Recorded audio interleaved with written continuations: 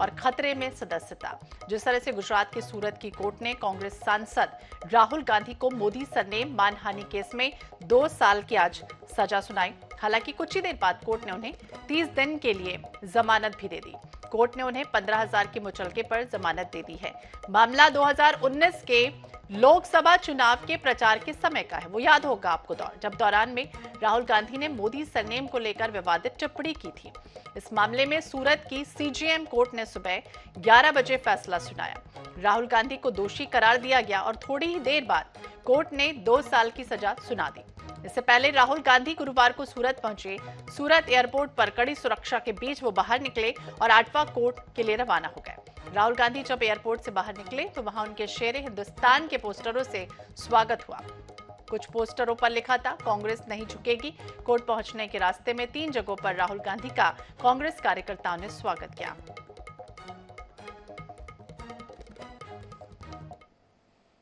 आज जो राजनीति है, जिसमें राजनीतिक सुस्ता खत्म हो गई, जिस प्रकार से भारतीय जनता पार्टी के लोग अभी राहुल जी को मीर जाफर तक उन्होंने कहा,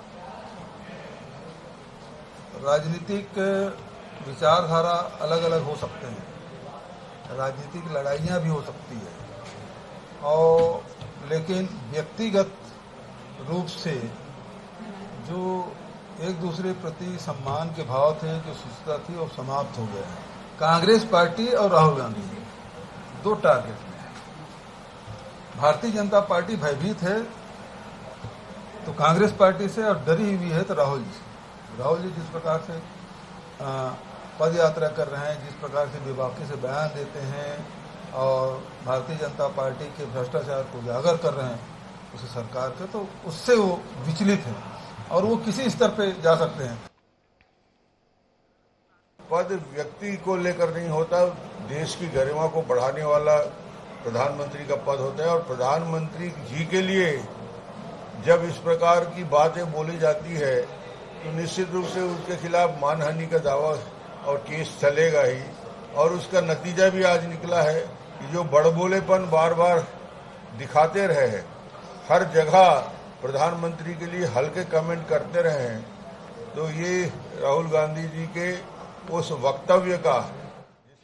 और इसी मसले पर हम बातचीत करेंगे। हमारे साथ पूर्व सांसद कांग्रेस से प्रताप भानु शर्मा जी जुड़ गए हैं। शर्मा जी, बहुत बहुत स्वागत है आपका INH 24/7 पर। और जिस तरह से आज हुआ, कोर्ट में ज़िरह दी गई, तमाम अधिवक्ताओं ने अपनी अपनी राय बेबाकी से रखी और उसके बाद राहुल गांधी को जिस तरह से मोदी सरनेम पर उन्होंने टिप्पणी की, 2 साल की सजा हुई, फिर आखिरकार 15,000 मुचलके पर उन्हें जमानत भी दे दी गई। अब अलग अलग प्रतिक्रियाएं सामने आ रही हैं, क्या कहेंगे आप?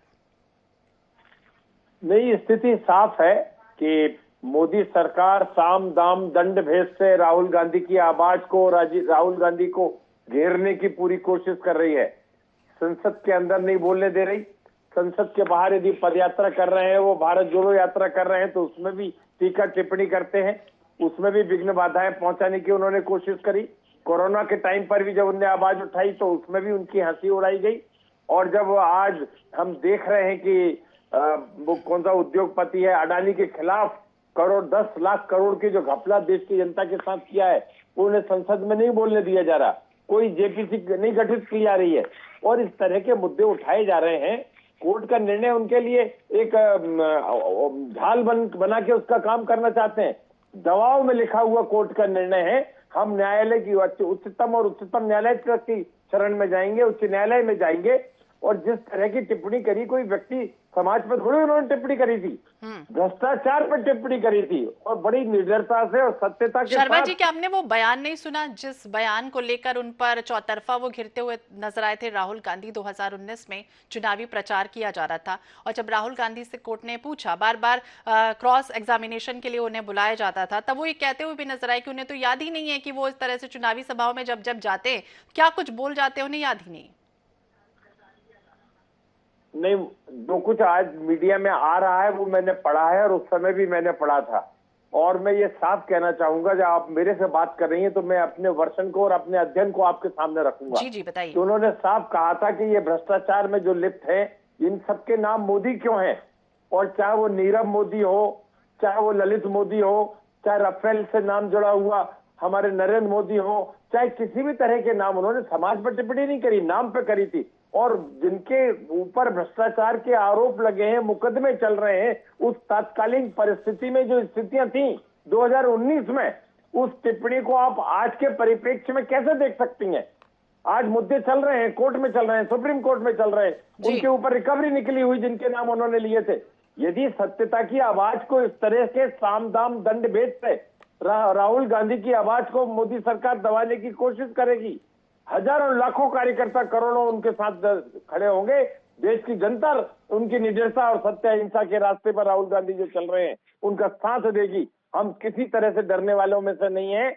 और इस तरह से आप देखो तो खालिस्तान वाले क्या कर रहे हैं, दुनिया में खालिस्तान वो नहीं देखोगे आप। देश की अर्थव्यवस्था कहां जा रही है, रुपया 75 रुपया हो रहा है। सेल से भाजपा से सुखप्रीत जी जुड़ गए। सुखप्रीत जी, स्वागत है आपका NH24/7 पर।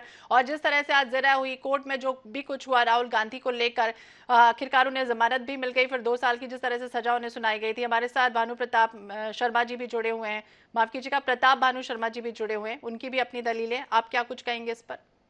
मैं सबसे पहले तो इनको ये बोलना चाहता हूँ कि इनके जो नेता हैं उनकी मानसिक असंतुलित ये कंडीशन है कि कोई भी ये जवाब दे देते हैं, कुछ भी बोल देते हैं पब्लिकली, बाद में कहते हैं कि मैं भूल गया, मैंने ये बयान दिया या नहीं दिया, उनको नहीं याद रहता।